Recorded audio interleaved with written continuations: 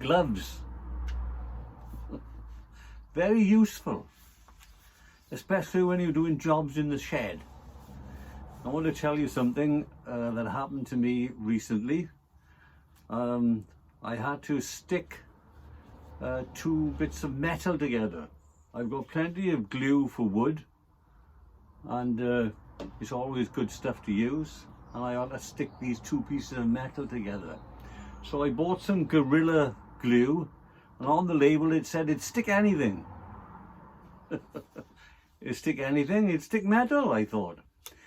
Anyhow, I came to the shed with this glue, and I had these two pieces of metal that I wanted to stick together, and unfortunately for me,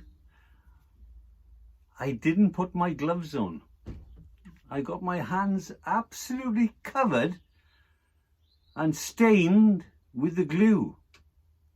And I thought to myself, well, I've had paint on my hands before, I've had stuff on my hands, get my hands dirty in the garden, and a bit of fairy liquid or even washing powder. Sometimes it's a bit more abrasive and you can soon get your hands clean. So I didn't worry about it until I got up to the house. And when I got to the house, tried, put all sorts of stuff on it. I even used a bit of turps, clean turps, and I couldn't get my hands clean, and I got really sort of panicky about it. So I even went to the local sort of garage where they repaired cars, and I said, how do you get your hands clean when you get them dirty? And he gave me some stuff, but he wouldn't. It took days. I had to pick this glue off. It took me absolutely ages. And of course, we pay a lot of attention to the outward appearance of ourselves, don't we? But as we approach Easter, I thought it'd be good to have a reflection on what is the most important. What is the most important? Our outward appearance or our inward state? That's a good question, isn't it?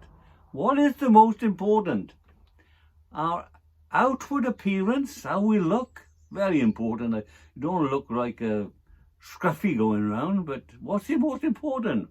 I've often smiled at that verse when how true the Proverbs is an amazing book, isn't it? The amazing book of Proverbs. And chapter 4, verse 23, I read this the other day, and it really struck home at my heart, It says, Proverbs 4, verse 23, above all else, guard your heart, for everything you do flows from it. Everything you do flows from your heart. What is the most important? The outward appearance or what is going on inside you? And we need to be cleaned inside, don't we? We need to be cleaned up inside. And as we approach Easter again this year, we are surrounded by the great manifestations of God stepping into our world to help us, to save us, to redeem us, to rescue us. He stepped into our world at Easter time. We remember the crucifixion where Jesus died for us. And he died to make us clean inside. He died to make us good in our hearts. And we've got that wonderful verse in the book of 1 Peter. And this is what it says. I want to leave it with you today for a thought for the day. How is your inside looking today? For you know that it was not with perishable things such as silver and gold that you were redeemed from the empty way of life handed down to you from your forefathers. Gold and silver, people make a big fuss about it, don't they? But in the end, that doesn't help us.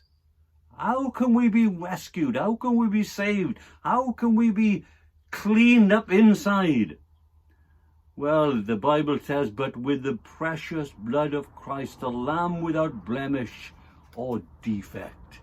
When Jesus died at the cross, we remember that there he came so that we can be brought back to God, that can be cleaned, not on our outside, not on our hands, but cleaned inside. And as you go through today, and as we think of that simple illustration of the inside and the outside, cleaning, I don't know what mess you're going to get into today, but we need to be cleaned inside, don't we? And as you go through the day, remember that lovely, lovely hymn. We will sing it this Easter time. And as a motorbike passing, we'll sing this Easter time. When I survey the wondrous cross on which the Prince of Glory died, my richest gain I count but loss, and pour contempt on all my pride. Forbid it, Lord, that I should boast, save in the cross of Christ my God. All the vain things that charm me most, I sacrifice them to his blood. See from his head, his hands, his feet, sorrow and love flow mingled down. Did e'er such love and sorrow meet, or thorns compose so rich a crown? Were the whole realm of nature mine, that were an offering far too small. Love so amazing, so divine, demands my soul, my life, my all. Have a good day, and spend a couple of moments to reflect on what Jesus Christ has done for us all at the cross of Calvary. Bye-bye, and God bless.